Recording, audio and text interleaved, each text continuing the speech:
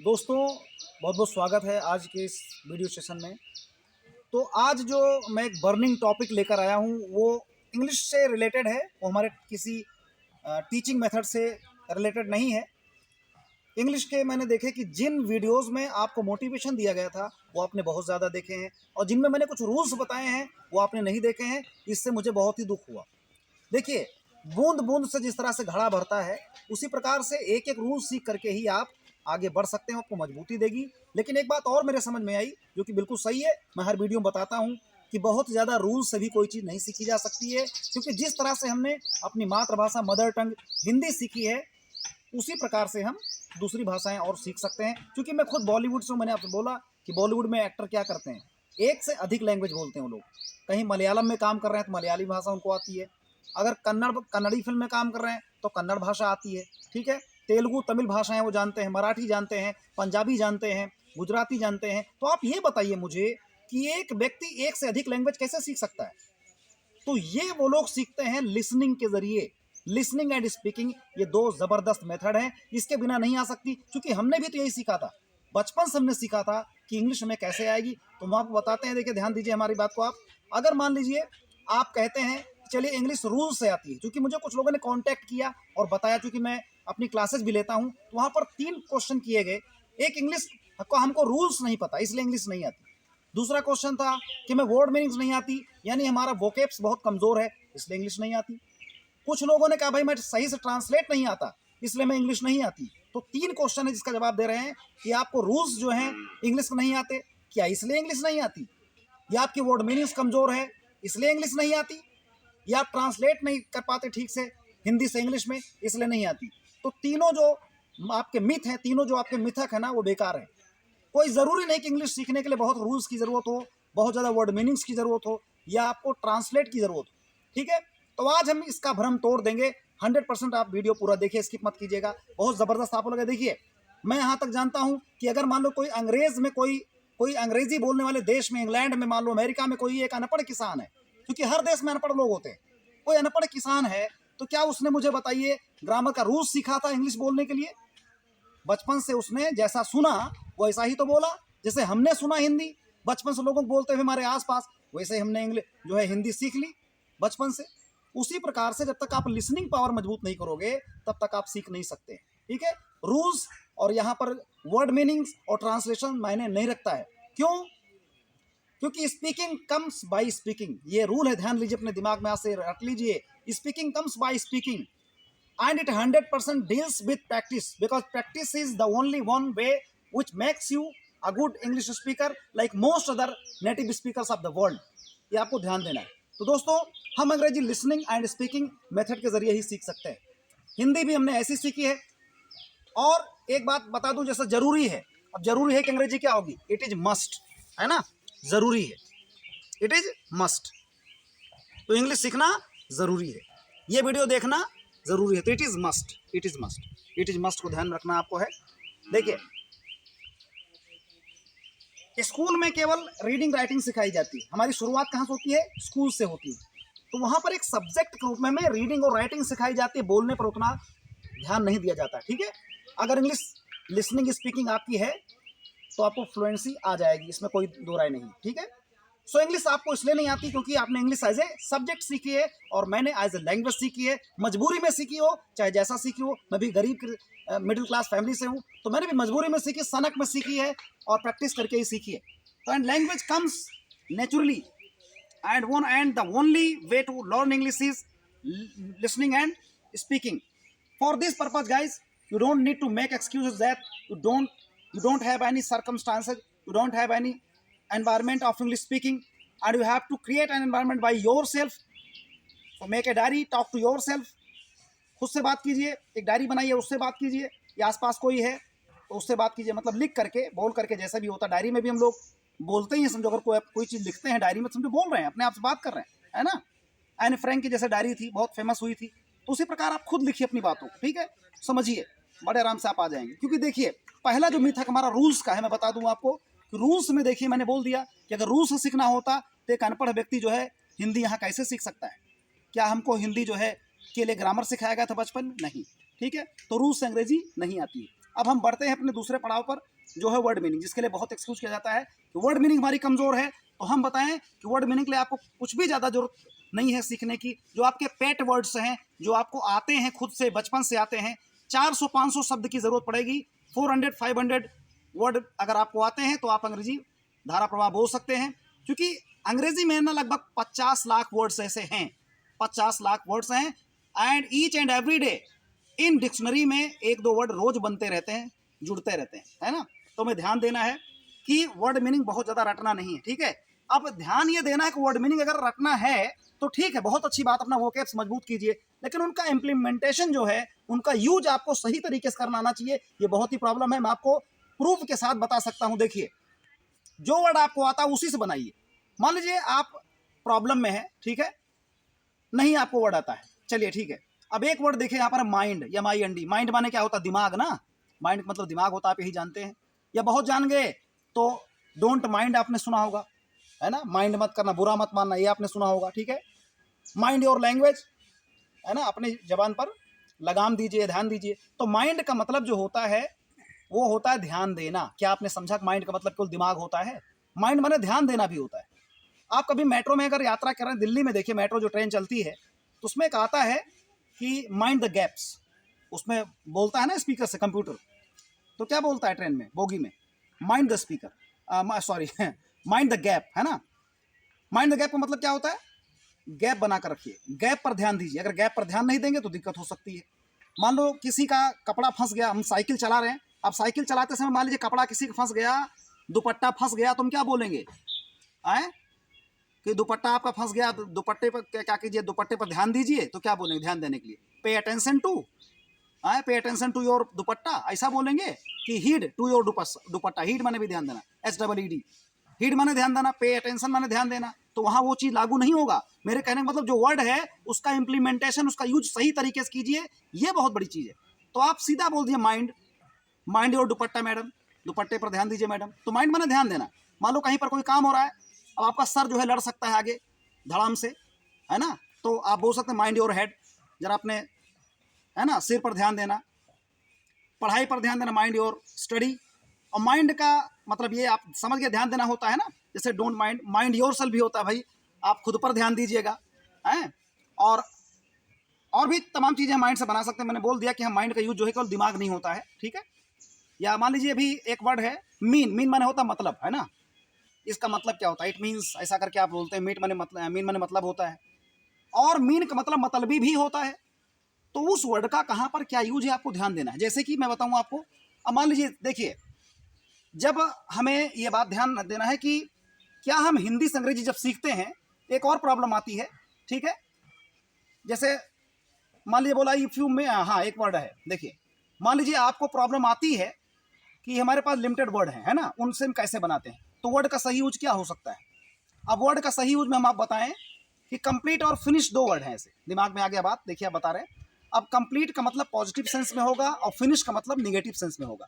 Complete माने क्या होता है? पूरा होना, और फिनिश का मतलब, उसका मतलब ही पूरा होना होता है, समाप्त होना। तो जहां पर कंप्लीट लगाएंगे वहां पर फिनिश लगाएंगे क्या? आप तो लगा देंगे ना, जब नहीं पता है। मतलब सही यूज कहां पर है? कंप्लीट माने भी पूरा हो जाना और फिनिश माने भी पूरा हो जाना होता है। तो फिनिश और कंप्लीट को कहां लगाएंगे? कंप्लीट वहां पर लगाएंगे जहां पर पॉजिटिव असर आता हो। खत्म तो होना हो गया दोनों का मतलब, लेकिन उसका पॉजिटिव असर आता हो। और फिनिश जो होता है, खत्म हो जाना, वो निगेटिव होता है। जैसे मान लीजिए भैया आपने कहा, भैया मैंने बोल दिया भाई मुबारक हो, आपकी तो शादी हो गई। तो बोलेगा सर मेरी लाइफ अब कंप्लीट हो गई, मतलब जीवन का जो उद्देश्य था वो पूरा हो गया, मेरी लाइफ कंप्लीट हो गई। और वहीं पर अगर शादी टूट गई तो कहेगा भैया मेरी जो लाइफ थी वो फिनिश हो गई, यानी बर्बाद हो गई, खराब हो गया, है ना। जैसे उदाहरण है, if you meet with the right girlfriend, मैं गर्लफ्रेंड की बात कर रहा हूँ, पूरी दुनिया में एक प्रचलन हो गया गर्लफ्रेंड वाला, ठीक है। तो if you meet with the right girlfriend then your life is complete, you can say my life is complete, है ना। अगर आप सही गर्लफ्रेंड्स मिलते हैं तो आपकी लाइफ कंप्लीट है। And if you meet with the wrong girlfriend you can say my life is finished, ये होता है। अगला दूसरा है उदाहरण, if right girlfriend looks at you with wrong girlfriend then your life is finished. अब आप समझ गए होंगे हमारी बात कहने का मतलब है, ठीक है। कंप्लीट और फिनिश में क्या अंतर होता है, ठीक है। या मान लो कोई जॉब मिल गई तो जॉब मिल गई भाई, मेरी लाइफ कंप्लीट हो गई, मेरी लाइफ का उद्देश्य पूरा हो गया। कंप्लीट माने पूरा हो जाना होता है। और वहीं पर जॉब छूट गई, जॉब मिली ही नहीं, तो लाइफ फिनिश हो गई, खत्म हो गई। तो कंप्लीट फिनिश में अंतर देख लीजिए क्या होता है, ठीक है। ये वर्ड का सही यूज होता है ना।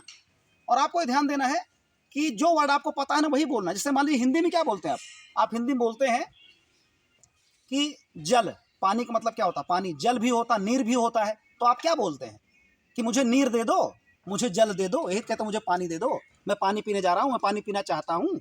तो जो वर्ड यूज आप करते हैं वही यूज करो ना भैया। पानी यूज करते हो तो पानी यूज करो। वैसे इंग्लिश में भी आप बहुत सारे कठिन वर्ड के पीछे मत जाइए, मुझे हजारों वर्ड याद होंगे तभी मुझे आएगा। जो वर्ड आपके पास, जो पेट वर्ड्स आपके पास में हैं, जो आप मोस्टली यूज करते हैं डेली लाइफ में आपके, उन्हीं वर्ड से आप बोलिए, कोई प्रॉब्लम नहीं आएगी, ठीक है। आपको बहुत सारी चीज़ें आती है। जैसे मैं बोल दूं कि वेयर डू यू लिव, आप कहाँ रहते हैं, तो आपको पता है, तभी तो आप समझ रहे हैं, उत्तर दे रहे हैं। आपसे पूछा जा रहा है कि मेरी बात आप समझ रहे हैं, बोल रहे हैं yes I am understanding what you are saying, है ना, मैं समझ रहा हूँ जो आप कह रहे हैं। तो इसका मतलब आप जानते हैं। तो बस प्रॉब्लम क्या होता है ना, आप जानते बहुत कुछ है लेकिन उसका सही यूज आप करना नहीं जानते, इसलिए उसमें फ्लुएंसी नहीं आ पाती और बीच में फंस जाता, अटक जाते हैं बोलते समय। तो जब अटकते हैं ना तो वहीं पर एक फिल्टर आ जाता है, फिल्टर। वो जो अटकने में फिल्टर होता है ना, वो इसकी वजह से होता है कि हमारे यहाँ जो मोस्टली वाइड स्पोकन इंग्लिश है ना, बहुत ज़्यादा जो पाए जाते हैं, उनमें प्रॉब्लम क्या होती है कि हिंदी से अंग्रेजी में ट्रांसलेट करते हैं। 3 प्रॉब्लम में अटकते हैं। एक तो सोचते हिंदी में है, फिर हिंदी में ट्रांसलेट करते हैं, फिर ट्रांसलेट जब हिंदी में करते उसको इंग्लिश में कन्वर्ट करके तब बोलते हैं। तो जो फिल्टर बीच में आता है इसको नहीं करना आपको। क्योंकि आप सोचिए कि आपने जब हिंदी सीखी तो क्या सीखी, हिंदी में सोचा ना कि इंग्लिश में सोचा। तो जिस प्रकार आप इंग्लिश सीखना चाहते हैं, आपको सीखने के लिए आपको इंग्लिश में सोचना पड़ेगा। मतलब जो हिंदी से अंग्रेजी में ट्रांसलेट करते हैं और रुक जाते हैं, तो उसका एक ही चारा है कि आपको जो है इंग्लिश में सोचना है। जब इंग्लिश में सोचेंगे तो रुकेंगे नहीं, बिल्कुल नहीं रुकेंगे आप। क्योंकि जब इंग्लिश में सोचते हैं तो कैसे सोचते हैं, कार, पेन, क्या इसके लिए आपको हिंदी में सोचना पड़ता है? नहीं सोचना पड़ता ना। आपको कार कैसे आ गई, कार का मतलब मोटर गाड़ी होता है, जानते हैं ना। तो क्या आपने मोटर गाड़ी सोच करके तब इंग्लिश में कार सोचा, कि कलम सोच कर तब पेन आपने बोला, या आपने 2 पहिया वाहन सोचकर तब हिंदी में बाइक बोला? ऐसा तो नहीं है ना। यानी जब आप अंग्रेजी में सोचना चाहते हैं तो डायरेक्ट अंग्रेजी आ जाती है ना। वैसे ही इंग्लिश में सोचना शुरू करो, हर चीज़ को इंग्लिश में बोलिए, तो वो चीज़ आपके दिमाग में, जुबान पर आपके रट जाएगी, वो चीज़ तुरंत इंग्लिश में निकलेगी फट से, है ना। और प्रॉब्लम ये होता है कि जब आप अंग्रेजी बोलना चाहते हो पहले आप हिंदी में सोचते हैं उसको, फिर इंग्लिश में ट्रांसलेट करते हैं, वहीं पर अटक जाते हैं, इसलिए फ्लुएंसी बन नहीं पाती।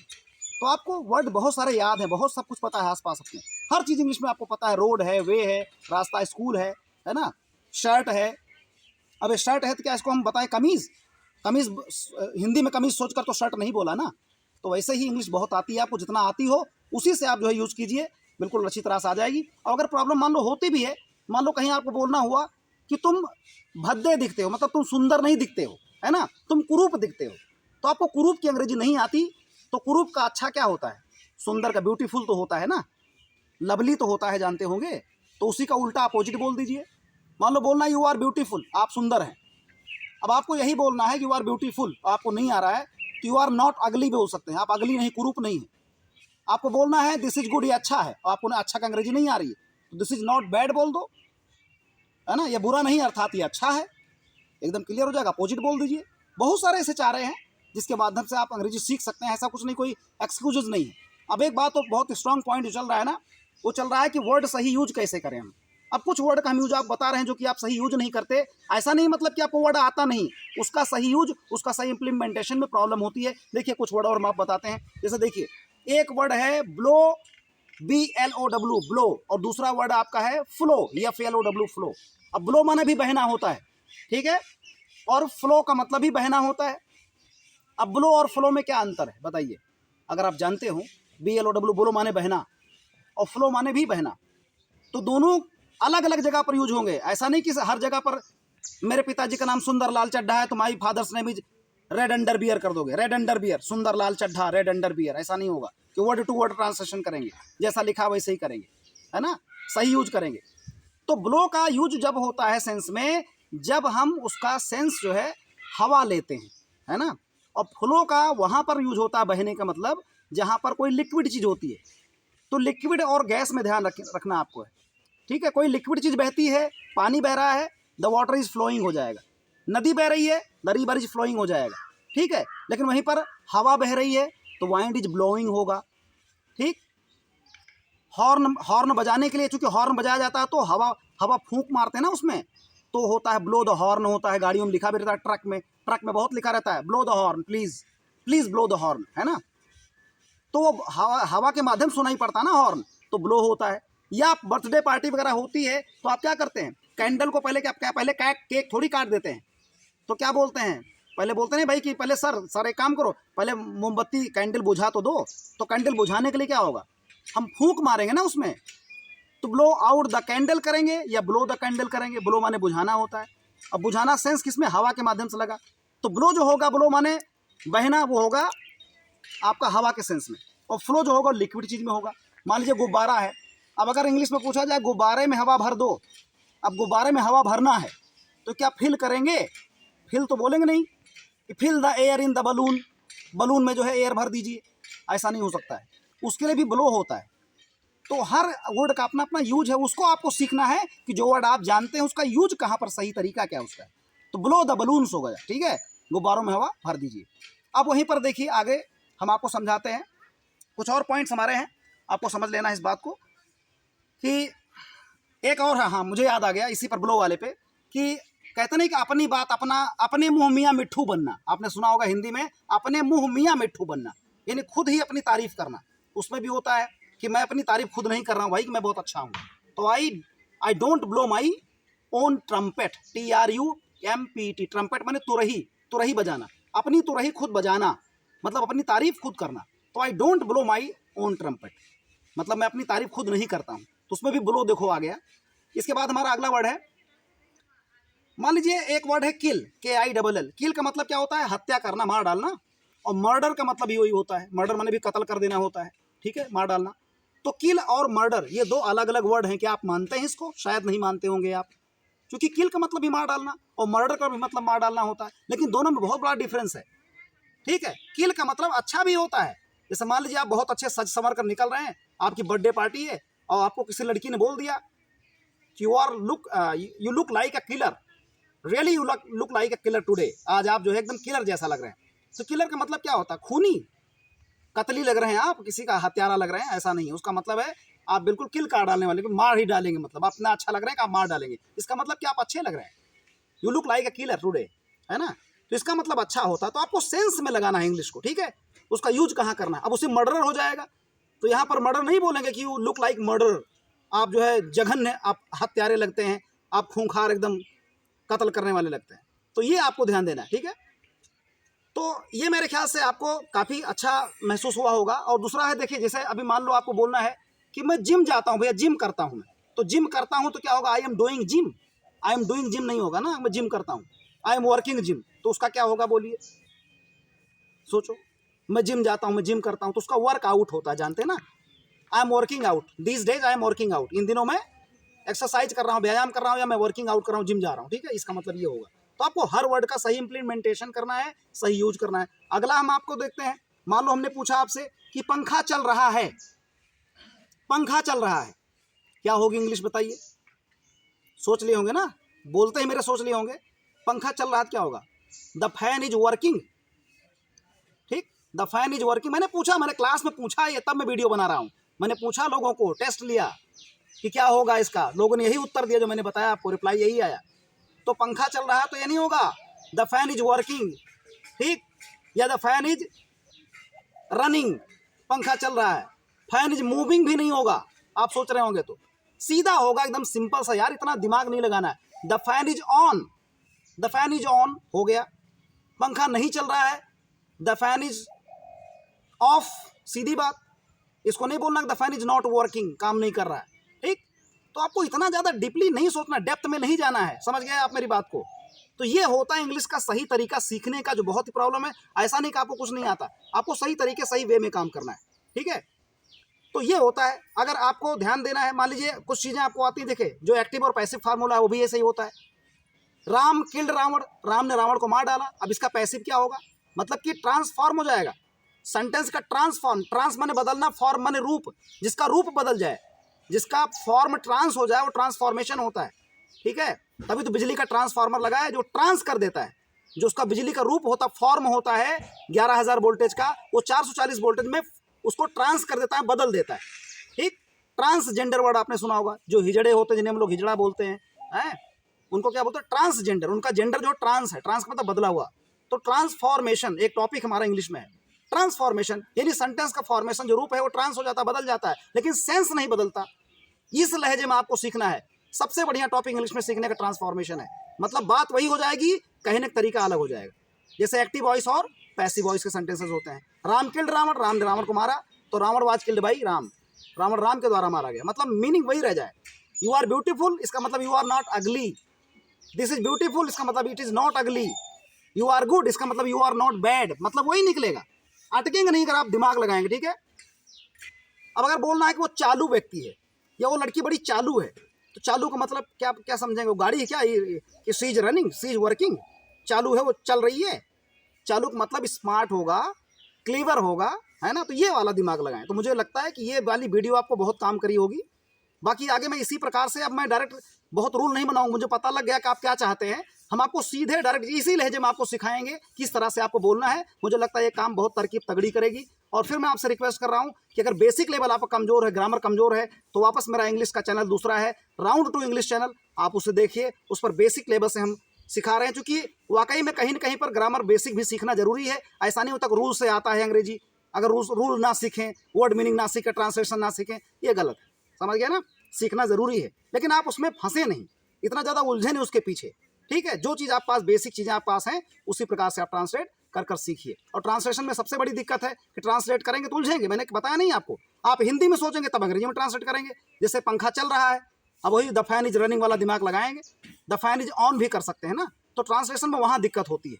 तो बहुत ट्रांसलेशन का भी दिमाग मत लगाइए, केवल आपको हल्का सा बेसिक सीखना है, उसके बाद आदत डालिए। मैंने जो बताया एक ही तरीका, रामबाण जो आपकी औषधि है, वो है लिसनिंग एंड स्पीकिंग। सुनिए और बोलिए, सुनना बोलना बहुत जरूरी है। तो इसके लिए माहौल नहीं है, तो आप खुद माहौल क्रिएट करें और मेरे इन बताए हुए टिप्स को आप फॉलो करें प्लीज़। और अगला वीडियो में बहुत ज़बरदस्त लेकर आ रहा हूँ आपके लिए, ठीक है। एक बेहद अच्छे वे में मैं तरीके में सिखाऊंगा कि किस तरह से आपको मोटिवेट होना है, किस तरह से आपको अंग्रेजी सीखना है। Thank you so much for watching this video.